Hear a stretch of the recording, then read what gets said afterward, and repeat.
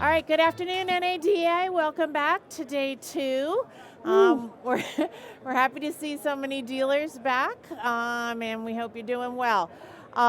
Here on the Dominion DMS stage, we're highlighting another one of our fantastic partners, Conversica. And we have them here to talk all about their solutions, which have been in the market for quite some time, actually, right? You would call yourself the incumbent in this space. Appreciate that, yes. Absolutely. Thank you. And we have Jim Kaskade from Conversica, and he's going to talk a little bit about their solutions, where they are in the market, and then we're going to debate a couple of things maybe at the end about where we're headed. Is that true? Love to, yes. All right, sounds good.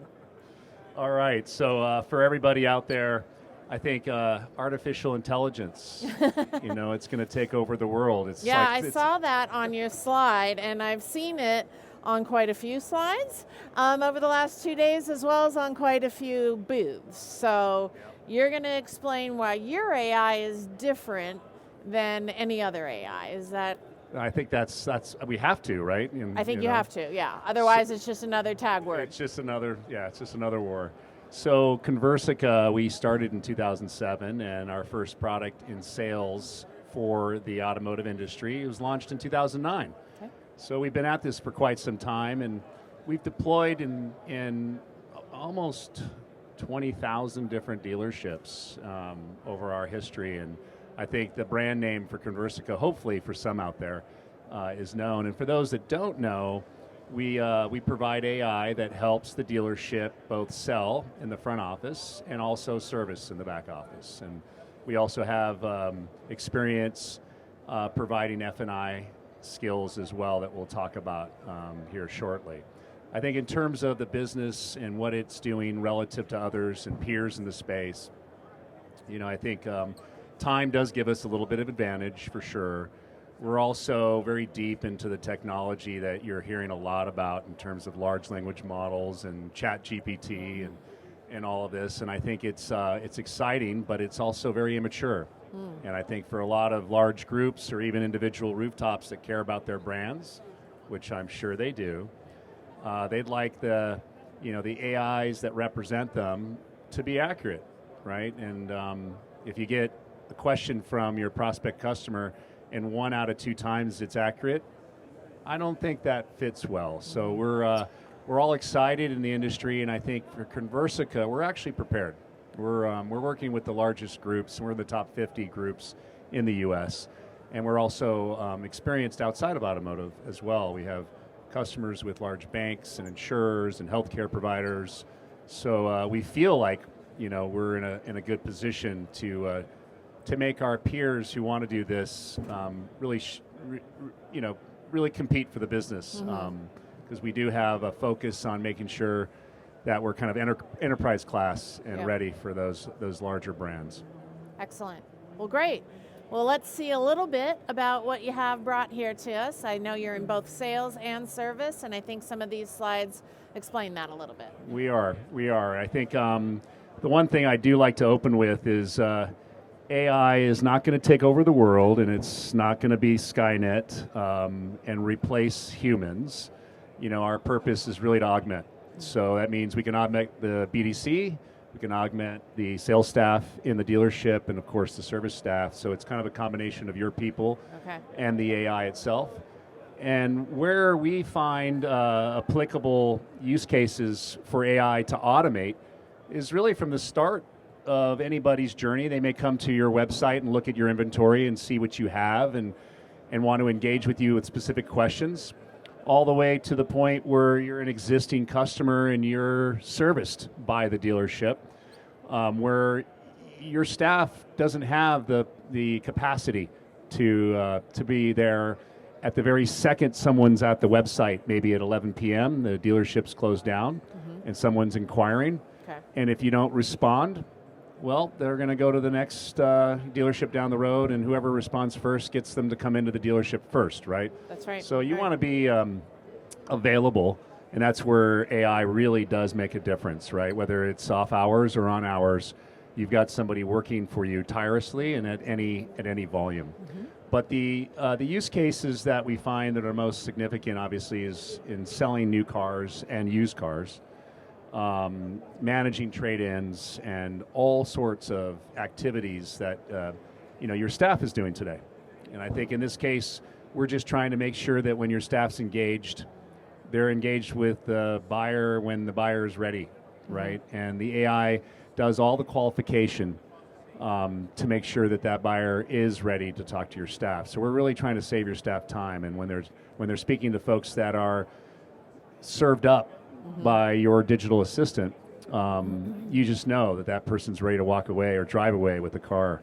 So generating new interest, whether that's new interest in the new car, it's a lease buyback, it's an extension of warranty. All of these things are products that you're selling that the AI can sell for you.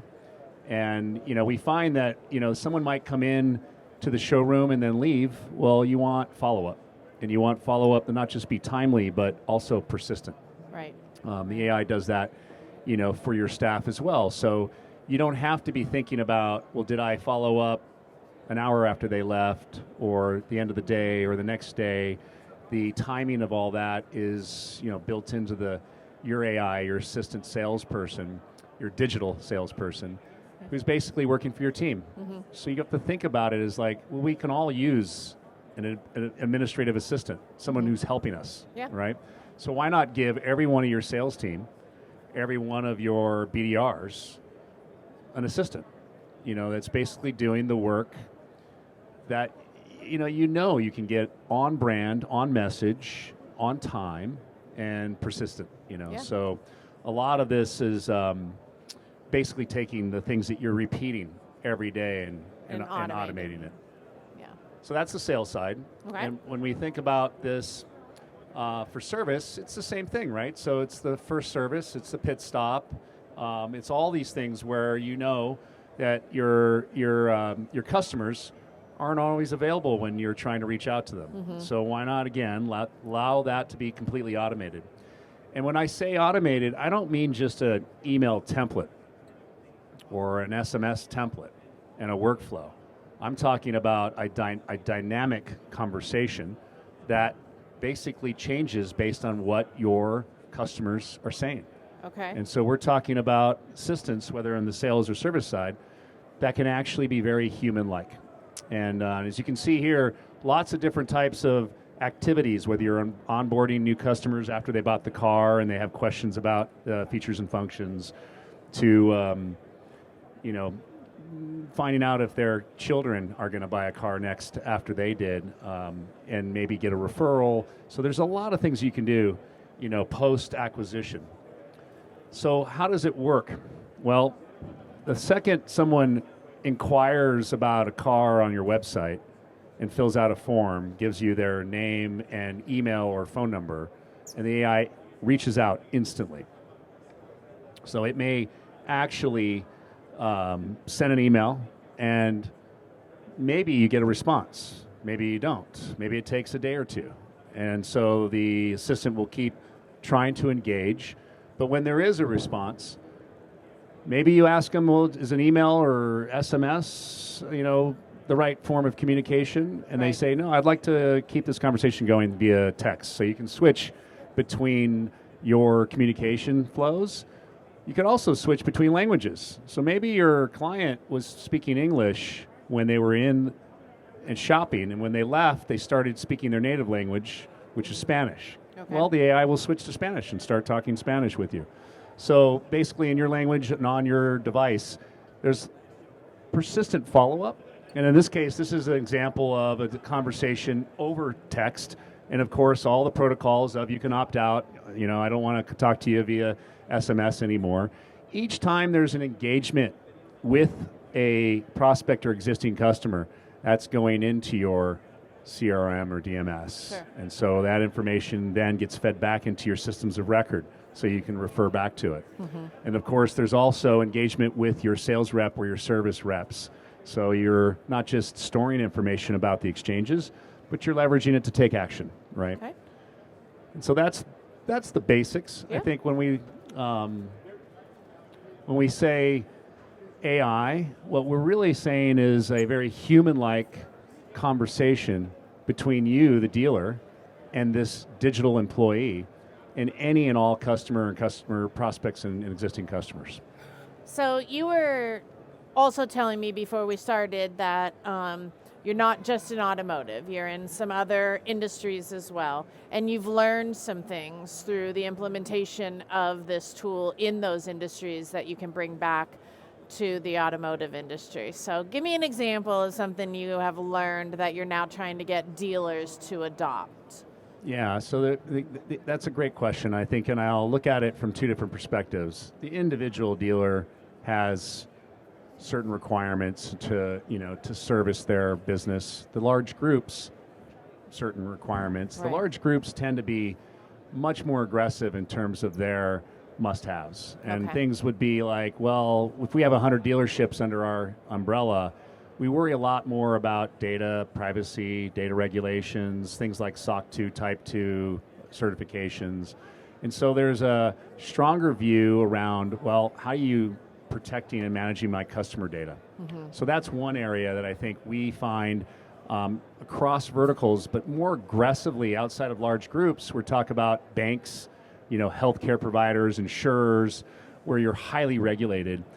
There's a amazing amount of pressure and requirement to do business around how do you secure the information and manage it for your clients. So that's an area that's very important. And I think when we start to think about generative AI and we start to introduce these new technologies, there's a worry that the data is being shared, right? So that may be down again the individual rooftop. I don't want my data to be shared. Privacy is very important. Or the customer coming into the dealership cares about their data privacy. Right. But definitely the big groups.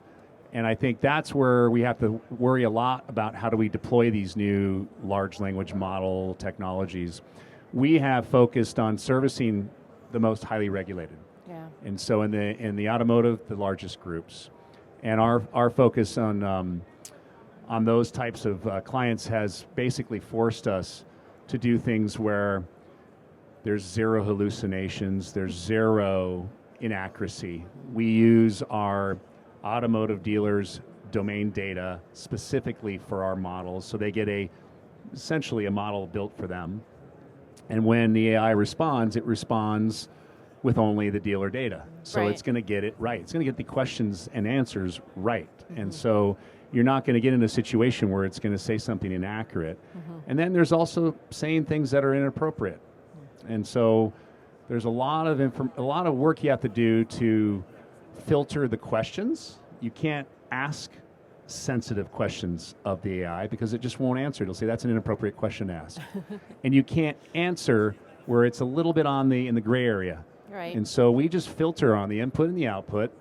And then for our really highly regulated, we can't even use open large language models. They say, no way, you have to self-host. And we want to know that our data is separated out. Okay. So we do all that fancy stuff. Yeah. So I think for us, it's 100% accuracy. Okay. It's 100% focus on security and data privacy. It's your data. It's managed separately. It's not coexisting with other groups' data. Right. And then the rest is, it's a great experience because the AI actually, it's hard to determine whether that's a human or not, right? Right. It is truly powerfully human. Be. Yeah, it can be. All right, for our Dominion Dealer Track, our Dominion DMS clients who are here listening and will listen in the future to this video recording, how does the integration back and forth between Dominion DMS and Conversica look in your eyes? Yeah. I think it's, we're only as good as the data that we're operating on, right? So the integration with Dominion DMS means we have access, and that means that the conversations with Dominion DMS customers are actually personalized. Yeah. And so we're speaking to you, the individual, and we have all the information about the car, where it is in its service history, and what needs to happen next, which triggers the AI automatically. And so that truly results in a complete automation. Yeah. The service center does not have to worry about how things get scheduled. It's all predetermined. You can change and configure timing if you want to differ from kind of best practice. All that's configurable, but once you have that in place, it just works. Yeah. And so, you Well, know, for good. those that are out there, Yeah. I'm excited to, to see what's next with Dominion. Well, thank you. And thanks for being here with us this afternoon and sharing your story. And we look forward to our future partnership as well. Thank you.